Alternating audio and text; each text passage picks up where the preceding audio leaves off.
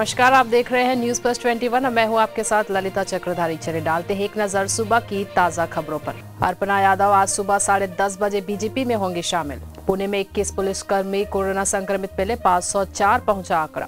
Supreme court में Covid संक्रमित जजों की संख्या 10 हुई। कोर्ट कर्मियों में संक्रमण दर 30% हुई।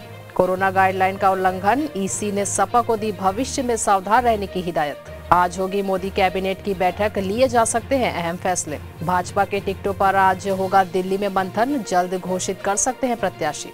छत्तीसगढ़ में निलंबित एडीजी जीपी सिंह मफलर से चेहरा छिपाकर गए जेल, पुलिस वालों ने मीडिया को बात करने से रोका।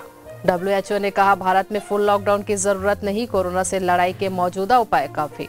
नासा ने दी चेतावनी, बुर्ज खलीफा से 2 गुना बड़ा एस्टेरॉइड पृथ्वी की ओर बढ़ रहा है, रात 3 बजे करीब से गुजरेगा। आज अरविंद केजरीवाल गोवा में आम आदमी पार्टी के सीएम फेस का करेंगे ऐलान। ऐसे ही तमाम जानकारी से लगातार अपडेट रहने के लिए हमारे चैनल को लाइक और सब्सक्राइब करना ना भूलें। नोटिफिकेशन के लिए बेल आइकन जरूर दबाएं। देखते रहिए न्यूज प्लस 21, आपके हक की बात।